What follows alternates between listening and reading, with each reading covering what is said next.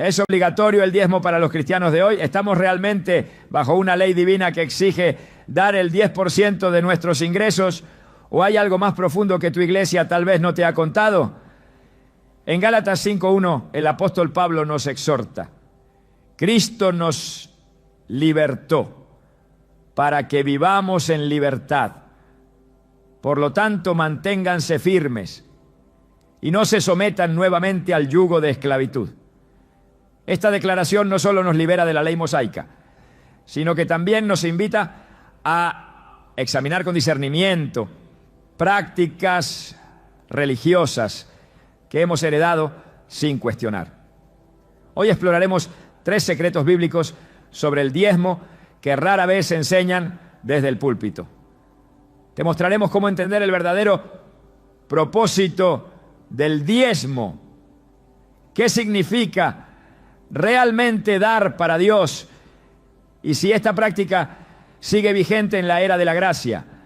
¿Estás listo para entender lo que Dios tiene reservado para ti respecto a tu generosidad y obediencia? Desde pequeños ya muchos de nosotros crecimos escuchando que debíamos darle a Dios el 10% de todo lo que ganábamos. Algunos lo aprendieron en la escuela dominical, otros desde el púlpito, y no pocos lo sintieron como un mandato inquebrantable, casi como si de ello dependiera la bendición o la maldición sobre sus vidas. Pero ¿alguna vez te has preguntado de dónde viene realmente esa enseñanza? ¿Quién estableció el diezmo y con qué propósito? Lo que pocos saben es que el diezmo no nació como una ley para todos los creyentes de todas las épocas, sino como un sistema diseñado específicamente para un pueblo, en un contexto muy diferente al nuestro. Volver al origen no es una invitación a rechazar el principio de dar, sino una necesidad urgente para comprender lo que Dios verdaderamente espera de nosotros. En Levítico 27:30 leemos: el diezmo de todo producto del campo, del grano que produce la tierra o de los frutos de los árboles pertenece al Señor, es cosa consagrada al Señor. Este versículo es uno de los pilares usados por quienes enseñan el diezmo como una obligación. Sin embargo, si observamos el contexto completo, descubriremos algo sorprendente. El diezmo formaba parte del sistema levítico, establecido para mantener a los sacerdotes de la tribu de Leví, quienes no recibieron herencia en la tierra prometida. Dios había separado a los levitas para el servicio del templo, y en lugar de darles tierras o propiedades, les asignó el diezmo del resto del pueblo como sustento. En Números 18:21, Dios declara: a los hijos de Leví les he dado todos los diezmos en Israel por heredad, por su ministerio, por cuanto ellos sirven en el ministerio del tabernáculo de reunión. Esto cambia todo, porque el diezmo no era un acto devocional voluntario ni una herramienta para obtener bendiciones personales, sino una obligación dentro de un sistema teocrático y agrícola que buscaba el equilibrio entre las tribus de Israel. Era parte de un pacto nacional con cláusulas muy específicas, incluyendo bendiciones por la obediencia y maldiciones por la desobediencia. En Deuteronomio 28 encontramos una extensa lista de ambas. Pero, ¿qué ocurre cuando ya no estamos bajo ese pacto? Sigue teniendo vigencia el sistema del diezmo. Muchos líderes enseñan que el diezmo es un principio eterno, anterior a la ley, basándose en el episodio de Abraham con Melquisedec. En Génesis 14:20, después de una gran victoria, Abraham entrega el diezmo del botín a este misterioso rey y sacerdote. Pero lo que se olvida mencionar es que Abraham no diezma sus ingresos ni su trabajo. Lo que entrega es parte del despojo de una guerra, una acción única que no vuelve a repetirse y que no fue mandada por Dios, sino una expresión libre de gratitud. En ningún momento se establece ese acto como una obligación para él o sus descendientes.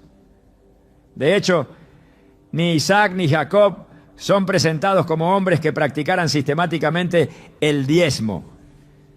Jacob, por su parte, sí hace una promesa relacionada con el diezmo en Génesis 28:22. De todo lo que me des, el diezmo lo apartaré para ti. Pero hay que notar que esta promesa nace de un voto personal, condicionado a que Dios le bendiga, le proteja y le traiga de regreso en paz. No se trata de una orden de Dios, sino de un compromiso personal. Y aún así, no hay evidencia bíblica de que Jacob haya cumplido o institucionalizado ese voto en una práctica continua. El diezmo, tal como se implementó de forma sistemática, vino después, cuando Israel ya era una nación con leyes civiles, ceremoniales y religiosas. Y fue parte de esa estructura jurídica, no de una expresión espontánea de fe. Si retrocedemos a los días del Antiguo Testamento y observamos cómo funcionaba el sistema del diezmo, encontraremos aún más elementos que contradicen la práctica moderna. Por ejemplo, había múltiples diezmos, no solo uno. Según Deuteronomio 14, 22 a 29, cada israelita debía separar el diezmo de sus productos agrícolas cada año. Pero en el tercer año ese diezmo debía ser entregado a los levitas, los extranjeros, los huérfanos y las viudas en su propia ciudad. Esto demuestra que el sistema era más amplio, comunitario y profundamente social. No se trataba de sostener a una institución, sino de sostener a un pueblo entero en su estructura sacerdotal y social. De hecho, en muchos casos, el mismo pueblo comía parte del diezmo como una celebración delante del Señor, en una fiesta de gratitud y comunión. Esto nos muestra que el diezmo bíblico original no era un impuesto para mantener templos lujosos, ni una medida para evaluar la fe de una persona. Era una parte de la vida diaria en un contexto donde la religión, la cultura y la economía estaban fusionadas. Pretender trasladar ese modelo literalmente a nuestra época sin adaptar su propósito es perder de vista el corazón del mensaje. Y sin embargo, eso es lo que ha ocurrido en muchos círculos cristianos modernos. Muchos creyentes sinceros han sido llevados a creer que si no diezman, están robando a Dios. Esta enseñanza suele apoyarse en Malaquías 3:8 a 10, donde Dios pregunta: ¿robará el hombre a Dios? En vuestros diezmos y ofrendas. Y luego promete abrir las ventanas de los cielos si el pueblo vuelve a él. Pero este pasaje no puede interpretarse fuera de su contexto histórico. Dios no está hablando aquí a la iglesia, sino a Israel.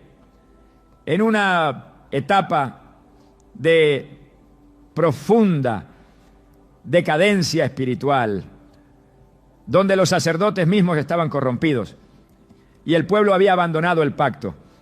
Este llamado es un regreso al orden levítico que ya estaba en vigor, no una nueva instrucción para todos los tiempos. Usar este texto para condenar al creyente moderno es ignorar la diferencia entre el antiguo y el nuevo pacto, entre la ley mosaica y la gracia en Cristo. En Hebreos 8:13 el escritor declara: al decir nuevo pacto, ha dado por viejo al primero, y lo que se da por viejo y se envejece está próximo a desaparecer. Jesús vino a cumplir la ley, no a perpetuarla. Y en él se inauguró una nueva forma de vivir, no basada en el cumplimiento de normas externas, sino en la transformación del corazón. El diezmo, como parte del sistema levítico, también quedó superado por una entrega mucho más profunda, la entrega total de nuestras vidas a Dios. Cuando Jesús se encontró con los fariseos, les reprendió duramente por su hipocresía. En Mateo 23:23 les dice: ¡ay de vosotros, escribas y fariseos hipócritas, porque diezmáis la menta, el eneldo y el comino, y dejáis lo más importante de la ley, la justicia, la misericordia y la fe. Jesús no los felicita por diezmar, sino que los acusa de preocuparse por los detalles mínimos mientras ignoran el peso de la ley. Su énfasis nunca estuvo en las prácticas religiosas vacías, sino en la transformación interna. Si bien menciona el diezmo como parte de la ley vigente en ese momento, también señala que lo más importante había sido dejado de lado. No podemos usar este versículo para justificar una práctica sistemática sin ver lo que Jesús realmente estaba confrontando. Lo que Dios siempre ha buscado es el corazón, no el porcentaje. Desde los tiempos de los profetas Él lo dejó claro. En Isaías 1:11 a 17 Dios dice: ¿para qué me sirve, dice Jehová, la multitud de vuestros sacrificios? No traigáis más vana ofrenda. Luego añade: lavaos y limpiaos, quitad la iniquidad de vuestras obras. Esta es la esencia del mensaje. Dios no se complace en ritos si el corazón está lejos. Y lo mismo ocurre con el diezmo. No se trata de cuánto das, sino de cómo vives. No se trata de si depositas el 10%, sino de si tu vida entera le pertenece a Él. En los primeros siglos de la Iglesia no hay evidencia de que los cristianos practicaran el diezmo como una obligación. Lo que vemos en el libro de los Hechos es algo mucho más radical.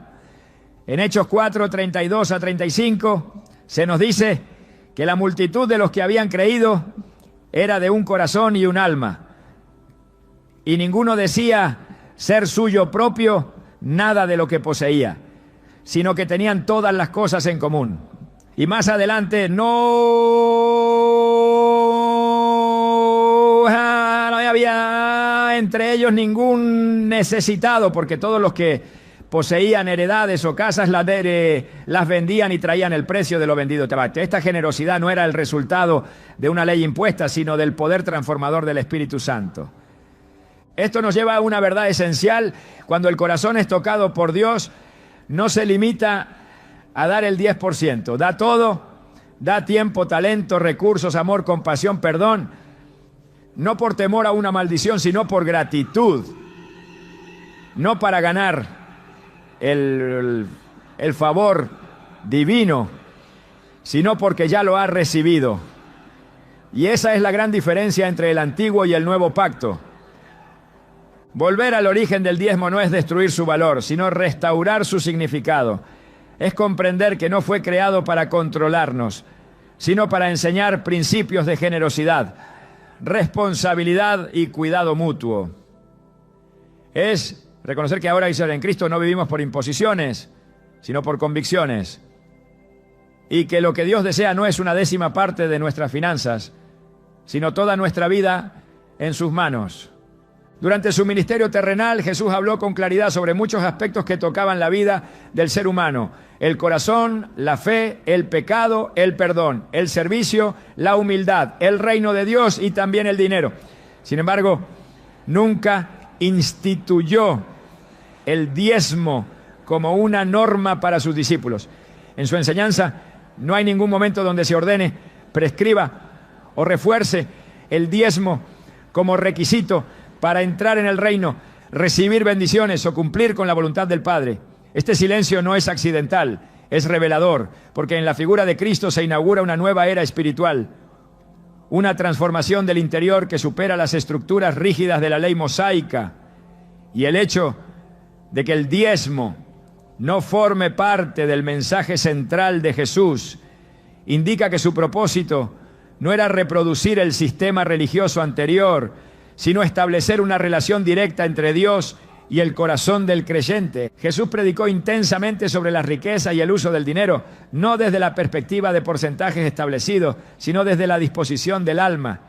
En Mateo 6:21 dijo: porque donde esté tu tesoro, allí estará también tu corazón. Esta afirmación trasciende cualquier cálculo numérico.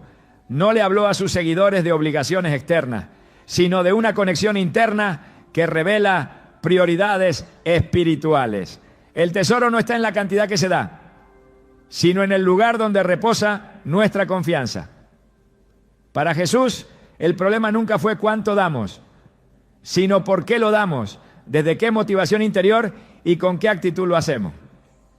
Por eso, en lugar de establecer una fórmula, presentó un estándar más alto: entregar toda la vida a Dios. Un ejemplo claro de esta visión se encuentra en el episodio de la viuda que echó 2 moneditas en el arca del templo.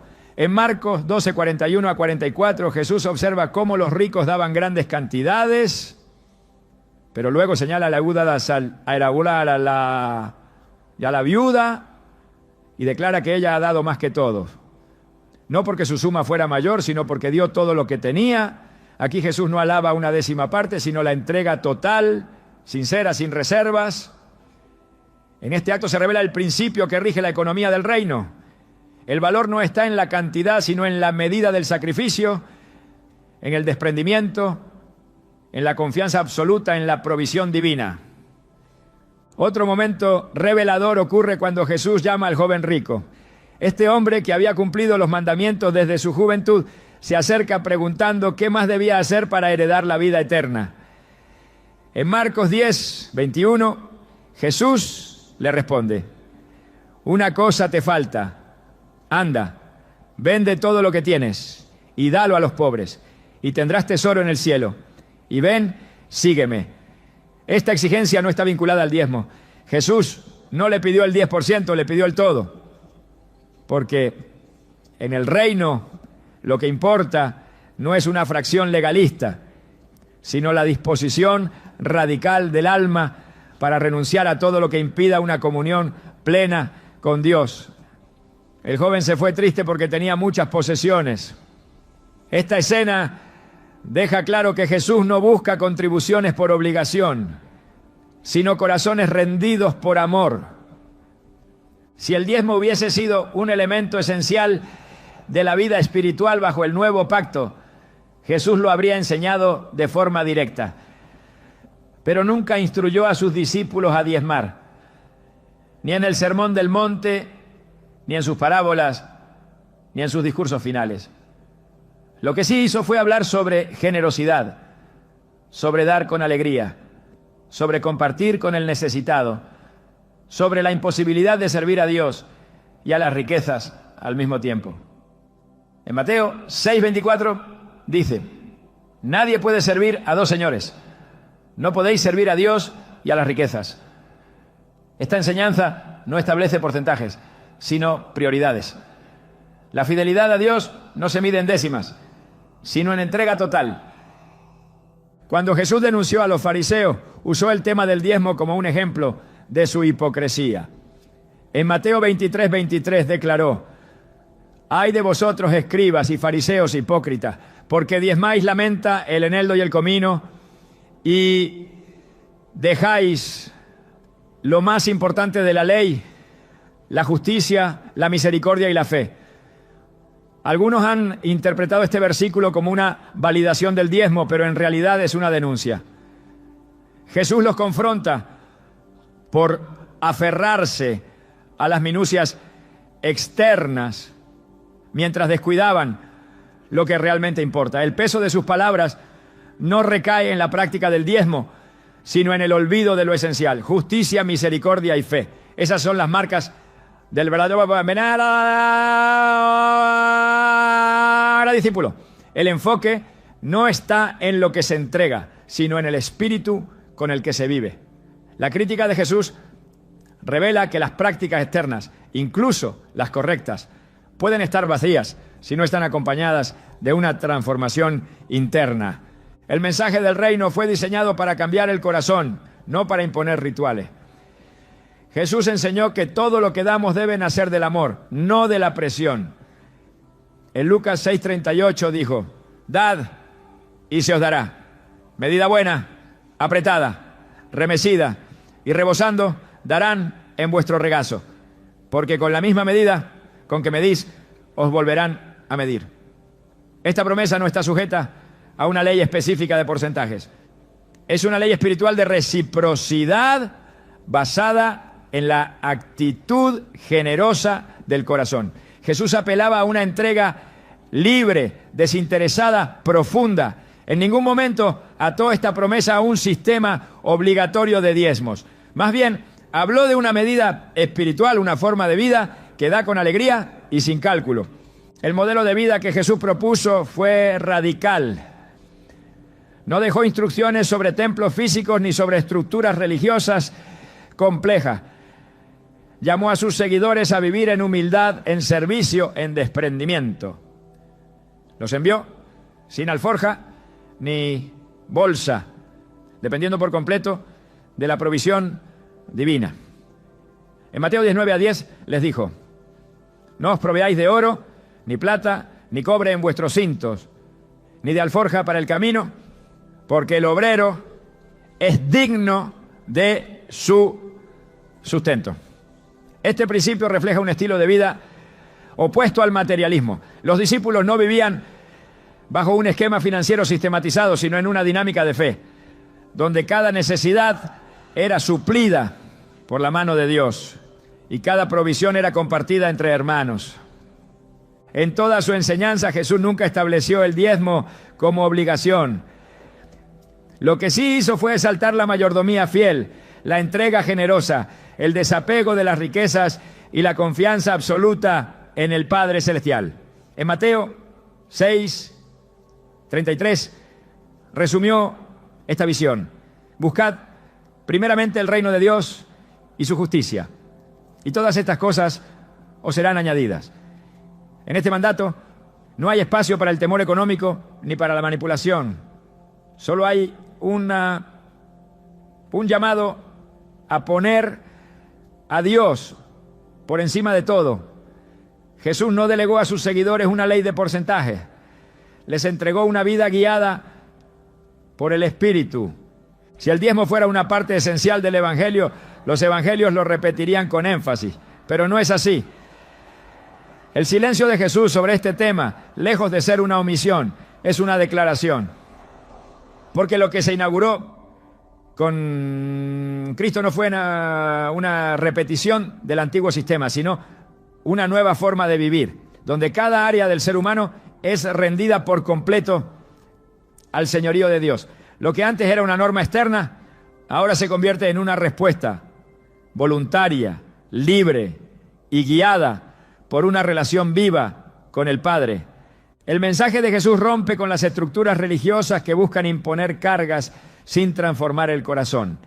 En Mateo 11:28-30 dijo: venid a mí todos los que estáis trabajados y cargados, y yo os haré descansar. Mi yugo es fácil y ligera mi carga. Este descanso no elimina el llamado al sacrificio, pero lo transforma. Ya no se trata de cumplir normas para agradar a Dios, sino de vivir en comunión con Él, dejándonos guiar por su voz y su gracia. Por eso, cuando hablamos del dar cristiano, no podemos retroceder al antiguo pacto para imponer lo que Jesús no ordenó. Debemos avanzar hacia el modelo que Él encarnó, una entrega que nace del amor y se sostiene en la libertad. En ningún momento Jesús enseñó que el diezmo fuera el estándar para sus seguidores. Su enfoque fue siempre más profundo, más exigente, más espiritual. No buscó establecer reglas externas, sino cultivar corazones rendidos. En esa rendición total está el verdadero dar. Cuando todo le pertenece a Dios, ya no se calcula lo que se entrega. Se vive con la conciencia de que nada es propio y todo debe glorificar al Padre. Esa es la esencia del reino. Esa es la enseñanza de Jesús. Ahora que hemos visto que el Maestro nunca impuso el diezmo como mandato para sus discípulos, debemos avanzar un paso más. La iglesia primitiva, guiada por el Espíritu Santo, tampoco enseñó el diezmo como una norma. En su lugar, reveló un modelo de generosidad viva, espontánea y poderosa. Esa será la base de la tercera parte de nuestro recorrido. La transición del Antiguo al Nuevo Testamento no fue una simple evolución doctrinal, sino un cambio radical en la forma de entender la relación entre Dios y el ser humano. Con la llegada del Espíritu Santo, los discípulos no solo recibieron poder para predicar, sanar y testificar, sino también para vivir una vida completamente guiada desde dentro. En ese nuevo mover espiritual, el dar dejó de ser una imposición externa y se convirtió en una expresión espontánea de obediencia nacida en lo profundo del corazón. El modelo económico de la iglesia primitiva no estuvo sustentado por normas rituales, sino por convicciones internas encendidas por la gracia. Desde el primer momento, el libro de los Hechos muestra cómo los seguidores de Cristo vivían un tipo de generosidad que no puede explicarse por ley ni tradición. En Hechos 2:44 a 45 se nos dice: todos los que habían creído estaban juntos y tenían en común todas las cosas, y vendían sus propiedades y sus bienes y los repartían a todos según la necesidad de cada uno. No hay ninguna referencia al diezmo. No hay instrucciones que los obligaran a desprenderse de sus posesiones. Lo que se observa es una comunidad transformada por la presencia del Espíritu, dispuesta a renunciar incluso a sus comodidades por amor a los demás.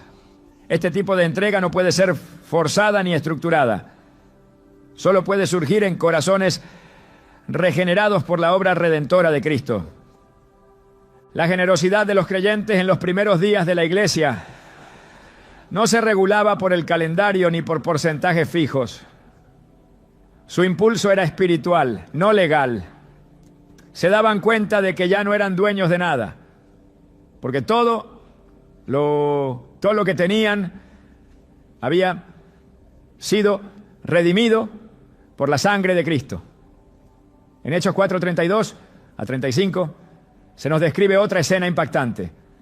La multitud de los que habían creído era de un corazón y un alma, y ninguno decía ser suyo propio nada de lo que poseía, sino que tenían todas las cosas en común. Este pasaje revela la profundidad de la unidad y el desprendimiento. No se menciona la obligación de diezmar, porque el principio que gobernaba no era el de cumplir una regla, sino el de responder al llamado del amor. A lo largo de las cartas apostólicas, pues, este patrón se refuerza. El apóstol Pablo, al escribir a las iglesias, nunca ordenó que se diezme. En cambio, instruyó sobre cómo dar de forma voluntaria, proporcional y según la convicción de cada uno. En 2 Corintios 9:7 deja establecido el principio rector de la generosidad cristiana. Cada uno dé como propuso en su corazón, no con tristeza ni por necesidad, porque Dios ama al dador alegre. Esta afirmación es más que un consejo práctico. Es una declaración doctrinal que marca una línea divisoria entre la antigua manera de dar por obligación y la nueva manera de dar por revelación. El dar en el Nuevo Testamento está íntimamente ligado a la libertad espiritual. Pablo no sugiere que la bendición depende de cumplir con un porcentaje, sino de la actitud con la que se entrega. No se trata de satisfacer una cuota impuesta, sino de entrar en una dimensión donde el dar se convierte en una expresión visible de la gracia recibida. En el mismo capítulo, 2 Corintios 9:6, dice: el que siembra escasamente, también segará escasamente, y el que siembra generosamente, generosamente también segará. Aquí el énfasis está en la siembra voluntaria, no en el cumplimiento ritual. El sembrador no calcula un impuesto, se deja guiar por la tierra, por el clima, por la fe. Así es el que da conforme al Espíritu. Cuando Pablo instruye a la iglesia de Corinto sobre la colecta para los creyentes necesitados de Jerusalén, lo hace con un lenguaje profundamente espiritual.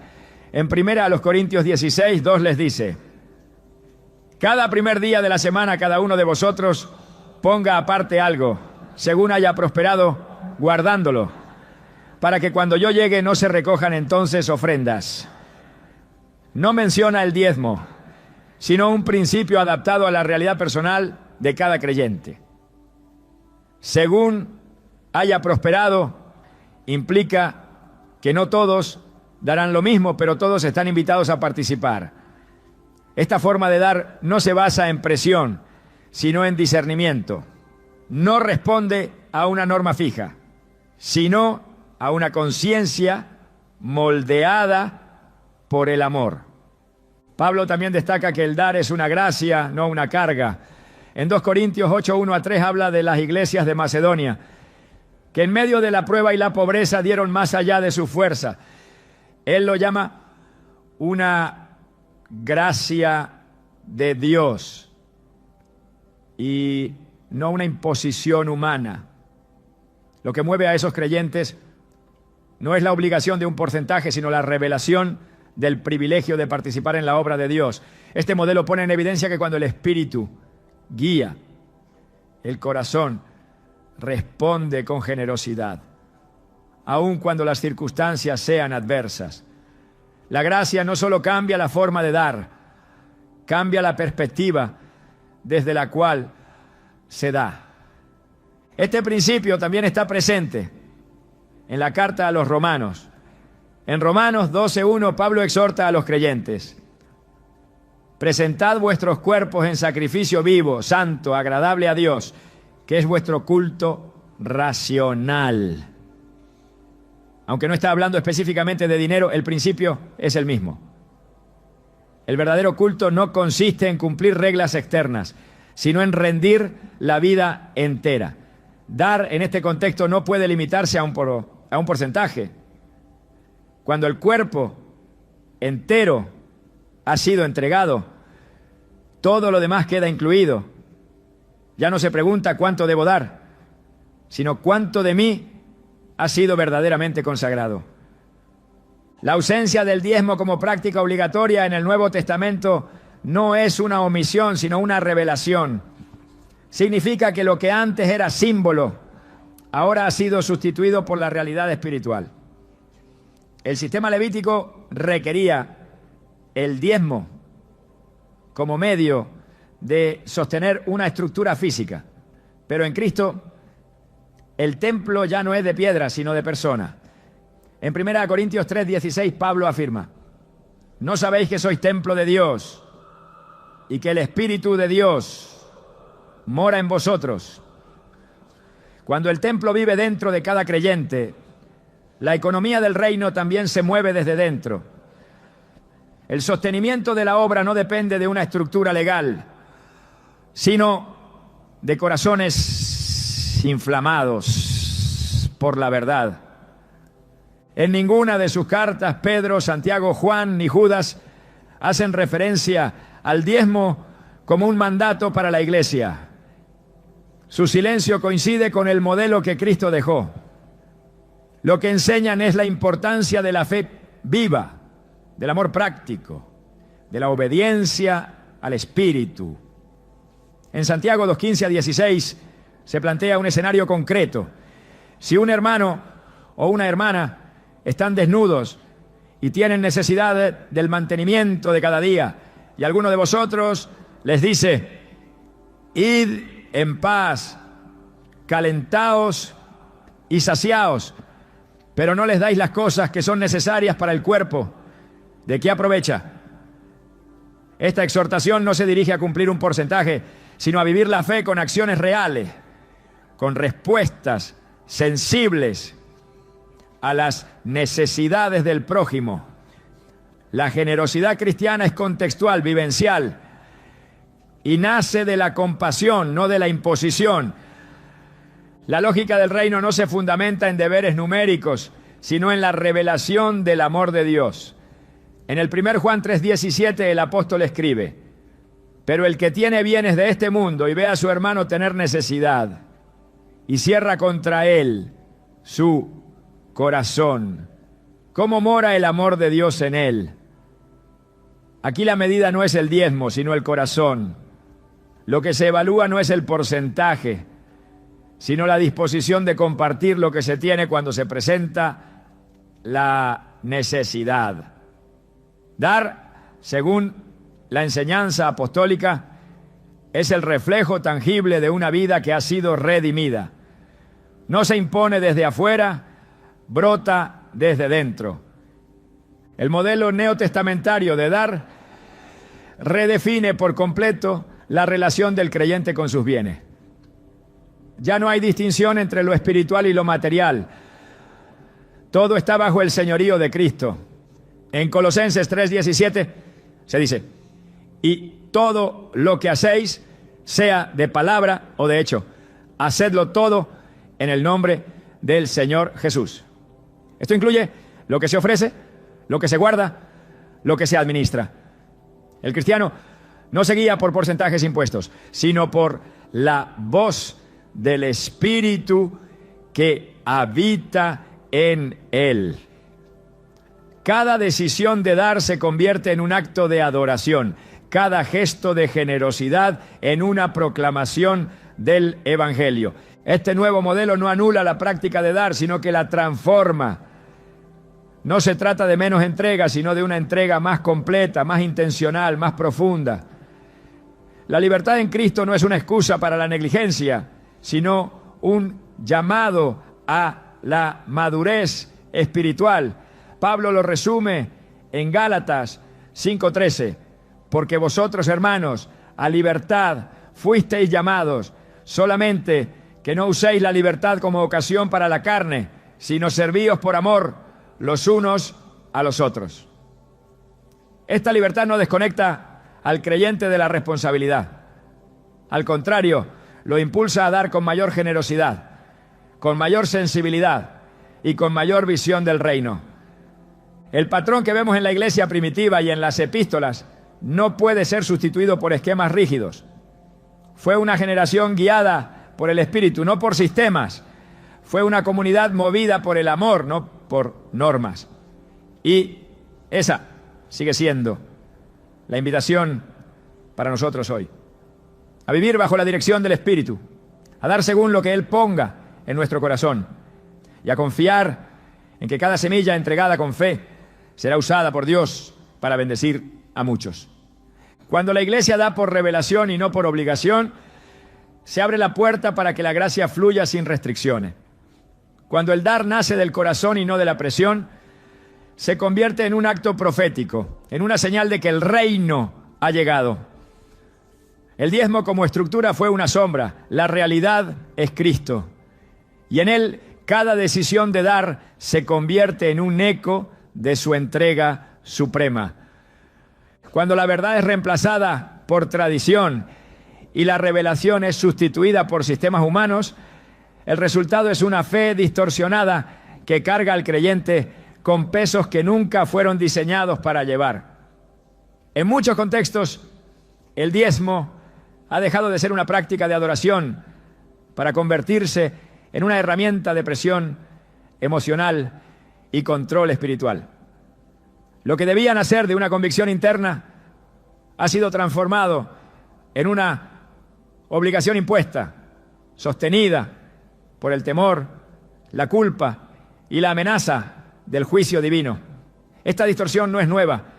La historia del pueblo de Dios está llena de momentos en los que las estructuras religiosas reemplazaron el corazón del mensaje y el poder se impuso sobre la gracia. Pero cada vez que eso ocurrió, Dios levantó una voz para restaurar el diseño original. La Escritura nos advierte con claridad sobre los líderes que utilizan lo sagrado para beneficio personal. En Ezequiel 34, 2-3, el Señor declara contra los pastores de Israel: ay de los pastores de Israel que se apacientan a sí mismos. ¿No deben los pastores apacentar a las ovejas? Coméis la grosura y os vestís de la lana, la engordada degolláis, mas no apacentáis a las ovejas. Este reclamo no es simplemente una queja contra la negligencia espiritual, sino una denuncia directa contra aquellos que se enriquecen a costa del rebaño, utilizando su posición espiritual para manipular en lugar de servir. Cuando el liderazgo usa el púlpito para exigir y no para edificar, el resultado es una comunidad espiritualmente esclavizada y emocionalmente herida. Uno de los errores más graves en la enseñanza moderna sobre el diezmo es presentar a Dios como un cobrador celestial que bendice solo si se paga una cuota. Se cita constantemente Malaquías 3:10 como una amenaza. Traed todos los diezmos al alfolí y probadme ahora en esto, si no os abriré las ventanas de los cielos. Pero se ignora el contexto histórico y profético del pasaje. Dios no estaba hablando a la iglesia del nuevo pacto, sino a una nación que había quebrantado un pacto específico en una época donde los sacerdotes habían corrompido el culto y el pueblo se había apartado de su identidad espiritual. El reclamo de Dios no era por el dinero, sino por el abandono de la justicia y la integridad. Usar este texto para infundir miedo es torcer la intención original del mensaje. Cuando el mensaje del diezmo se presenta como un requisito absoluto para la bendición, se produce una falsa espiritualidad donde la generosidad se convierte en transacción y la obediencia en negocio. Esta visión comercializa la fe y transforma la relación con Dios en una relación de mercado. Si doy, recibo. Si no doy, pierdo. Esta no es la economía del reino. Jesús enseñó que el Padre hace salir el sol sobre buenos y malos y que su provisión no está condicionada por una fórmula matemática, sino por su naturaleza generosa. En Mateo 5:45 dice: para que seáis hijos de vuestro Padre que está en los cielos, que hace salir su sol sobre malos y buenos, y que hace llover sobre justos e injustos. Esta es la gracia, un favor que no se compra, un amor que no se negocia, una provisión que no se condiciona. Pablo también enfrentó la tensión entre servir con integridad y ser acusado de tener intenciones torcidas. En 2 Corintios 2:17 declara: pues no somos como muchos que medran falsificando la palabra de Dios, sino que con sinceridad, como de parte de Dios y delante de Dios, hablamos en Cristo. Su ministerio no se sustentaba en manipulaciones ni en tácticas de presión, sino en la verdad. Su autoridad no dependía de lo que podía exigir, sino de lo que estaba dispuesto a entregar.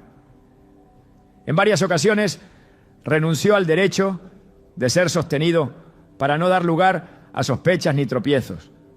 En 1 Corintios 9:12 afirma: pero no hemos usado de este derecho, sino que lo soportamos todo por no poner ningún obstáculo al Evangelio de Cristo. Esta actitud revela el corazón del verdadero siervo. No se aferra a lo que puede reclamar, sino que se desprende de todo, con tal de no estorbar la obra de Dios. El uso del diezmo como medida de fidelidad ha creado una cultura donde el valor espiritual de una persona se mide por su aporte económico. Esto contradice el Evangelio, que valora la fe, la obediencia y el amor como frutos del Espíritu.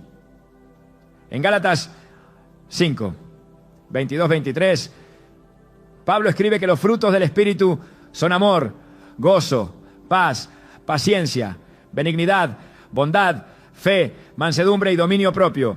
Ninguno de estos frutos se relaciona con cifras monetarias. El énfasis está en lo que el Espíritu produce, no en lo que el bolsillo aporta. Cuando se enseña que dar el diezmo es prueba de compromiso, se corre el riesgo de pasar por alto los frutos invisibles que realmente definen el carácter de un hijo de Dios. Otro peligro de esta manipulación es crear una jerarquía espiritual basada en el poder adquisitivo. Se honra más a quienes pueden dar más y se invisibiliza a quienes no tienen recursos.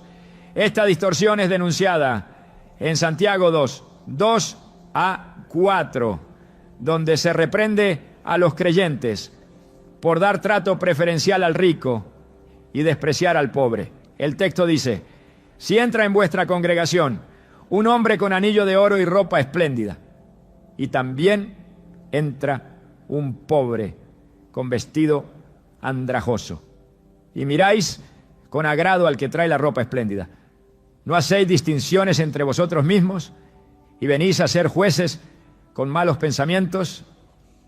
Cuando el diezmo se convierte en herramienta para clasificar a los creyentes, se niega la justicia del reino y se cae en el favoritismo condenado por las Escrituras.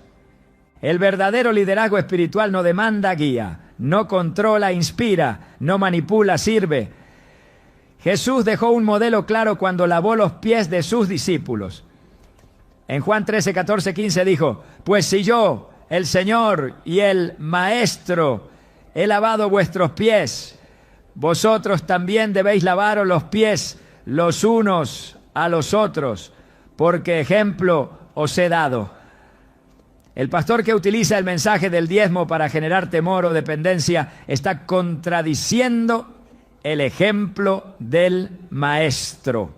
La autoridad en el reino no se ejerce desde el poder, sino desde el servicio.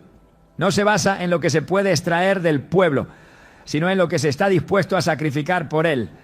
Cuando el pueblo de Dios es instruido a dar por revelación, el resultado es libertad. Pero cuando se le presiona a dar por imposición, el resultado es esclavitud.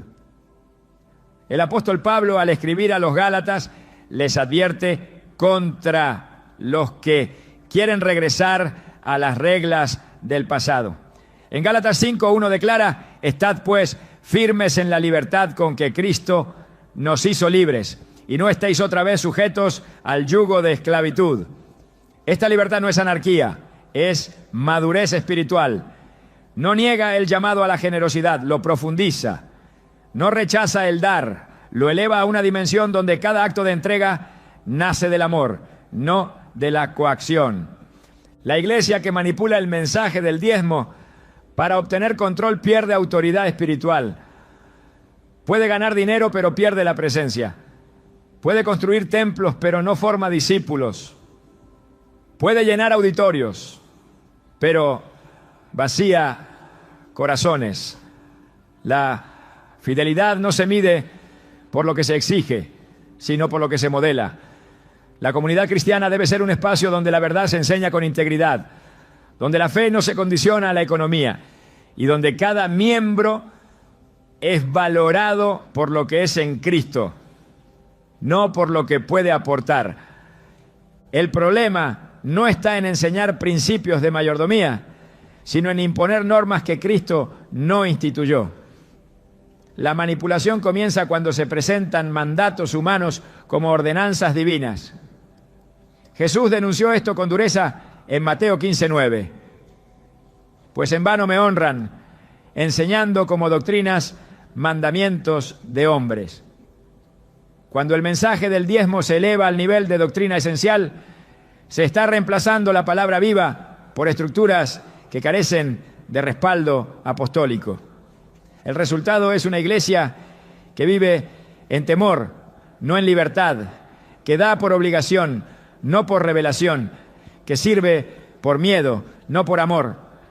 El Espíritu Santo no manipula, convence, no amenaza, ilumina, no obliga, transforma. Por eso, cuando una enseñanza espiritual se sostiene en el miedo, se debe examinar su origen. En 2 Timoteo 1:7, Pablo afirma: porque no nos ha dado Dios espíritu de cobardía, sino de poder, de amor y de dominio propio. El mensaje del reino produce poder interior, no dependencia externa. Cultiva un amor que actúa, no un temor que paraliza. Despierta dominio propio, no sumisión ciega. Cualquier enseñanza que socava estos frutos debe ser confrontada con la verdad del Evangelio. Dios no necesita ser convencido para bendecir. Él es generoso por naturaleza. En Santiago 1:17 se nos dice: toda buena dádiva y todo don perfecto desciende de lo alto, del Padre de las luces. La bendición no es una moneda de cambio, es una expresión del carácter de Dios. Cuando se enseña que la bendición depende exclusivamente del cumplimiento del diezmo, se está promoviendo una imagen distorsionada del Padre. Se le presenta como un comerciante, no como un redentor, como un cobrador, no como un dador. Esta imagen no solo hiere la fe, sino que aleja a las personas de una relación auténtica con Dios. El Evangelio es un llamado a la verdad, y donde hay verdad, hay libertad. Jesús lo expresó en Juan 8:32. Conoceréis la verdad y la verdad os hará libre. La verdad libera del engaño, del temor y de las cargas impuestas por sistemas humanos. Libera del legalismo y de la manipulación. Libera para vivir por fe, para dar por convicción, para servir con gozo. La verdad revela que en Cristo no hay necesidad de comprar el favor divino, porque ese favor ya fue entregado gratuitamente en la cruz. El verdadero mensaje del reino no se impone, se revela, y cuando es revelado, transforma. El llamado hoy no es a abandonar la generosidad, sino a purificar su motivación, a dejar atrás la estructura que obliga y abrazar la voz que guía. Porque cuando el dar fluye del Espíritu, produce gozo, libertad y plenitud. Y donde hay libertad, hay presencia. Donde hay presencia, hay transformación. Y donde hay transformación, el reino avanza sin necesidad de imposición. El mensaje de Jesús nunca fue de mínimos. Su llamado no se limitó a un cumplimiento externo ni a una serie de requisitos para alcanzar lo justo.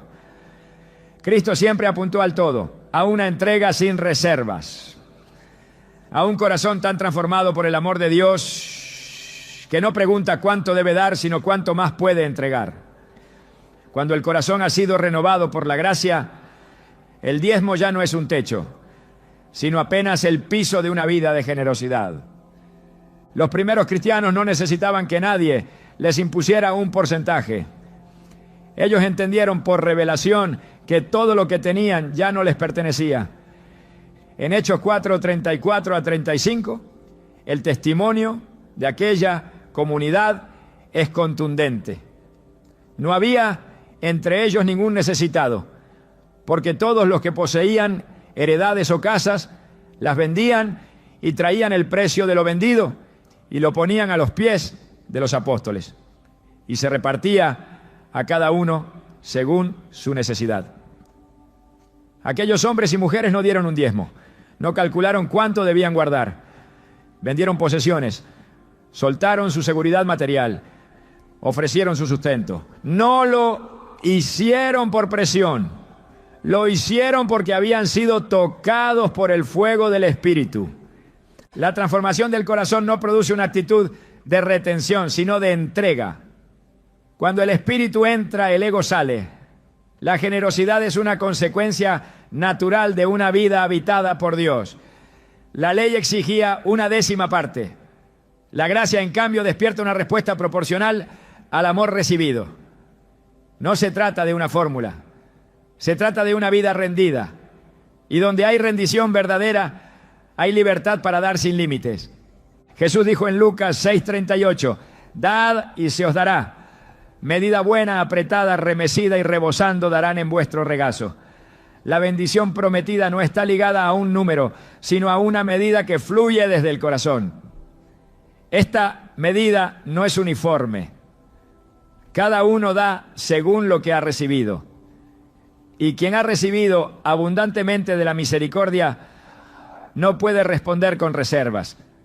Dar más del diezmo no es una obligación, es una consecuencia de haber visto al Dios que no escatimó a su propio Hijo. Pablo enseñó este principio con claridad a los corintios. En 2 Corintios 9, 6 a 7 escribió, el que siembra escasamente también segará escasamente, y el que siembra generosamente, generosamente también segará. Cada uno dé como propuso en su corazón. La siembra no está limitada a una décima parte. No se trata de cumplir con una cuota. Se trata de entrar en la economía del reino, donde la generosidad genera fruto y la fe produce abundancia. La semilla que se planta con fe será multiplicada por la mano de Dios.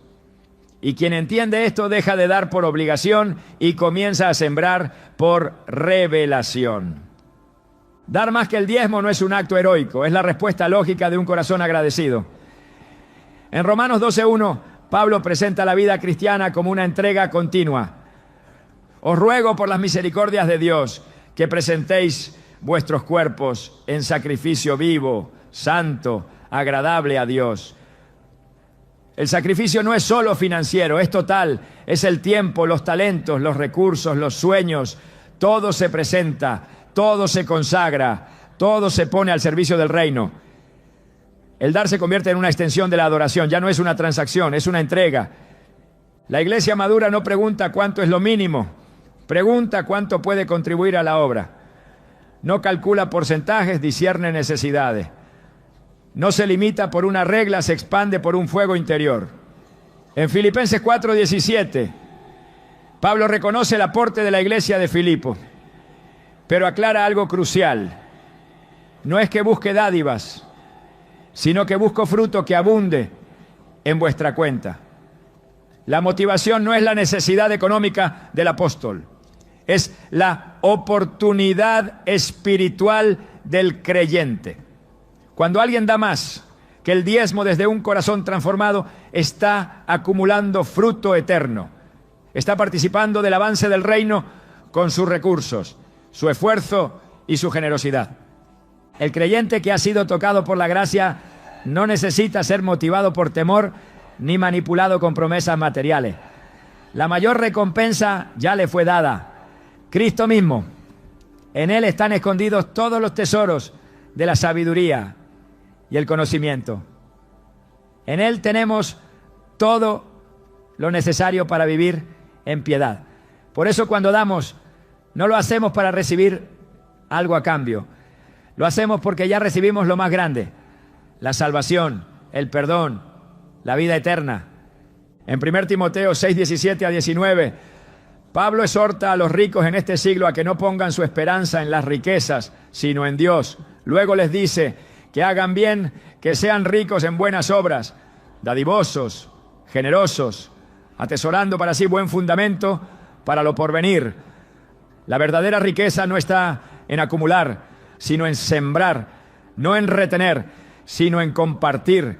Quien ha sido iluminado por esta verdad no limita su entrega, la expande, la diversifica, la convierte en estilo de vida. El dar, cuando fluye desde un corazón transformado, se vuelve espontáneo, constante y alegre. No espera campañas ni colectas, no necesita sermones que presionen. Nace de una conciencia continua de mayordomía. Todo lo que soy, todo lo que tengo, le pertenece al Señor. Esta actitud no depende del monto, depende de la disposición. Jesús elogió a la viuda que dio 2 monedas porque dio todo lo que tenía. En Marcos 12:44 se explica. Todos han echado de lo que les sobra, pero esta, de su pobreza, echó todo lo que tenía, todo su sustento. Dar más que el diezmo no es una cuestión de cantidad absoluta, sino de entrega total. El reino no se construye con cifras, no, sino con corazones. Y un corazón que ha sido redimido no pone límites a su generosidad. No teme quedarse sin recursos porque sabe quién es su fuente. No se reserva para después, porque vive en el ahora de la obediencia. La abundancia espiritual produce generosidad práctica, y esa generosidad abre puertas, suple necesidades, multiplica oportunidades y glorifica a Dios. La generosidad bíblica no es uniforme. Es específica, contextual, dirigida. En 2 Corintios 8, Pablo describe cómo los macedonios, en profunda pobreza, abundaron en riquezas de generosidad. No dieron porque tenían, dieron porque estaban llenos de gracia. Y luego dice algo revelador en el versículo 5.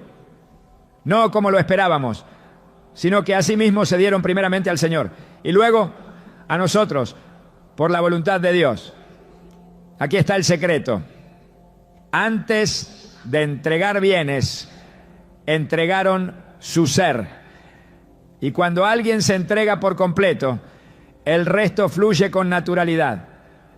Dar más que el diezmo no es una estrategia financiera, es una manifestación del reino, es el fruto de una mente renovada, es la respuesta de un corazón agradecido, es la acción visible de una fe invisible. No hay necesidad de coerción, no hay espacio para la retención. La transformación interior produce un estilo de vida donde dar es parte del respirar espiritual. Porque donde está el Espíritu del Señor hay libertad. Y esa libertad incluye la libertad para dar sin reservas. Cristo no dio el diezmo de su sangre, lo dio todo. No ofreció una parte de sí mismo, se entregó por completo. Y quienes han sido alcanzados por ese sacrificio no viven a medias. No aman a medias, no sirven a medias, no dan a medias. La entrega de Cristo se convierte en el patrón y bajo ese patrón el diezmo se queda corto, no como algo incorrecto, sino como algo insuficiente para expresar la magnitud de la gratitud. La iglesia que ha sido transformada no espera ser estimulada para dar, busca oportunidades para bendecir, no necesita incentivos externos, está impulsada por una llama interna, no calcula cuánto le queda después de dar. Se goza en participar del milagro de ver vidas restauradas, familias sostenidas, ministerios fortalecidos y naciones alcanzadas. Dar más que el diezmo no es una carga, es un privilegio. Es un llamado, es una respuesta natural al amor sobrenatural de Dios. La cultura del reino redefine el concepto de suficiencia. En 2 Corintios 9:8 Pablo declara: y poderoso es Dios para hacer que abunde en vosotros toda gracia, a fin de que teniendo siempre en todas las cosas todo lo suficiente, abundéis para toda buena obra. Esta es la lógica del reino. Se da con generosidad y Dios se encarga de suplir con abundancia. No se da para recibir, pero se recibe porque se ha dado. No se confía en la recompensa, se confía en el dador. Y quien confía en el dador nunca teme dar de más. Esta verdad no se enseña con presión, se revela con poder, no se impone, se modela, no se exige, se contagia. El creyente que vive bajo esta luz se convierte en un canal de provisión, en un instrumento de avance, en un testigo del carácter generoso de Dios. Y ese testimonio habla más fuerte que cualquier discurso. Porque cuando el pueblo de Dios vive con manos abiertas, el mundo ve a un Dios que no retiene. La obediencia que agrada a Dios nunca ha sido parcial ni fragmentada. Desde Génesis hasta Apocalipsis, el llamado de Dios no ha sido porciones, sino totalidad. Él no está buscando una décima parte de tu ingreso, ni siquiera una ofrenda generosa. Él está buscando tu vida entera. La historia bíblica no gira en torno a lo que los hombres pueden dar, sino a lo que están dispuestos a rendir. En Romanos 12:1, Pablo ruega: presentad vuestros cuerpos en sacrificio vivo, santo, agradable a Dios, que es vuestro culto racional. No se refiere a una práctica ceremonial, sino a una entrega integral.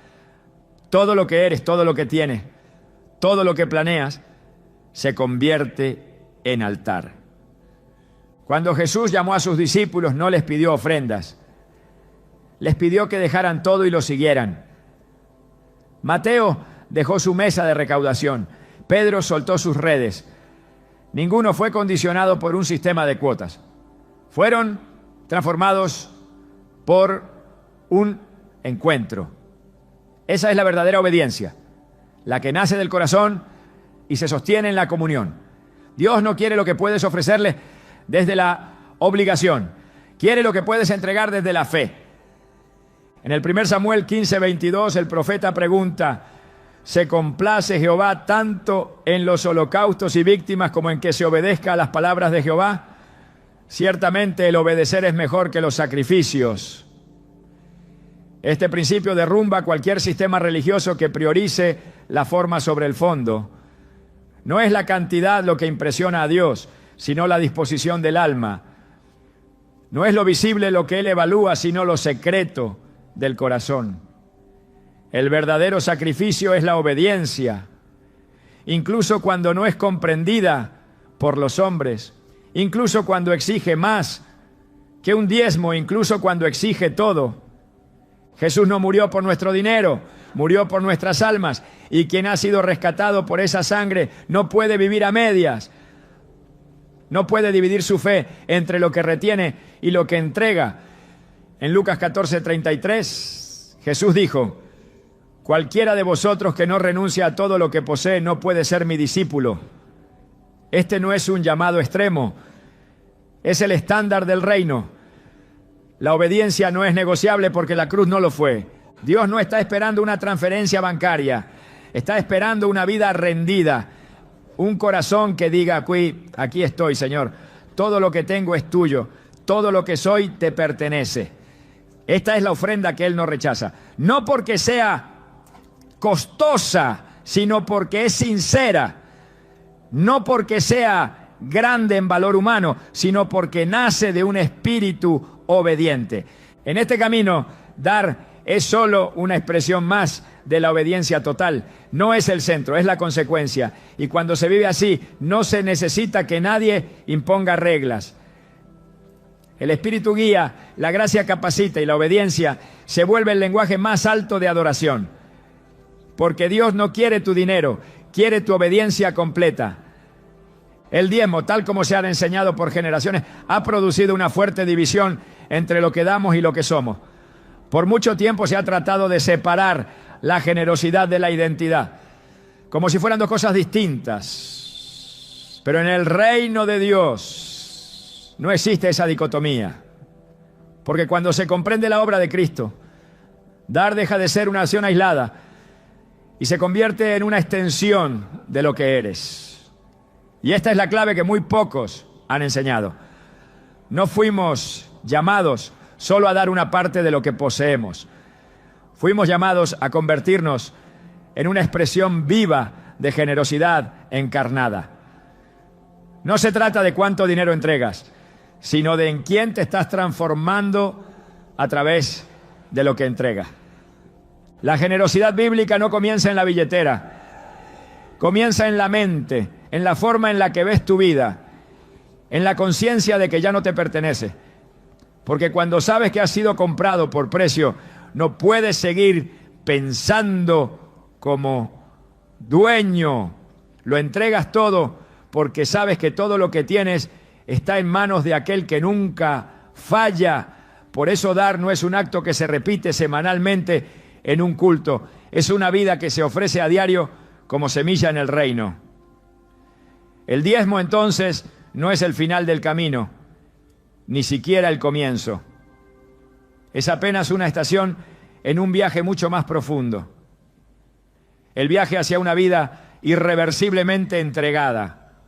Y cuando una vida es entregada, se convierte en un testimonio. No un testimonio para que otros admiren, sino para que otros despierten. Una iglesia que ha sido liberada de estructuras impuestas y ha entrado en la dinámica del dar por revelación, ya no necesita motivaciones externas. Camina con el corazón encendido por el fuego de la verdad. Ya no calcula si debe dar antes o después de impuestos, si debe hacerlo en efectivo o en transferencia. Su única pregunta es: ¿cómo puedo reflejar mejor el amor que me salvó? Esa es la pregunta que transforma cualquier conversación sobre finanzas en una conversación sobre fe. Y es ahí donde la iglesia vuelve a ser peligrosa para el infierno. Cuando deja de depender de fórmulas y vuelve a depender del Espíritu. Cuando abandona las viejas estructuras y camina en la frescura de la obediencia. Cuando deja de decir: esto es mío, y empieza a vivir: todo es tuyo, Señor. Esa iglesia no solo sostiene templos, sostiene familias, comunidades, generaciones. No porque haya sido obligada a dar, sino porque fue liberada para sembrar. No porque se le impuso una regla, sino porque se le reveló una verdad. El diezmo como sistema ha sido debatido, defendido, distorsionado. Pero el llamado de Dios nunca ha sido al sistema, ha sido al corazón, porque el que tiene el corazón tiene todo lo demás. Y cuando ese corazón entiende quién es, no necesita otra ley. Vive para dar, vive para servir, vive para reflejar al único que lo dio todo primero. Así es como termina el debate, no con argumentos, con transformación, no con una cantidad, con una identidad. Porque cuando el creyente descubre qué es la ofrenda, ya no necesita instrucciones para entregar, solo necesita caminar con aquel que lo entregó todo.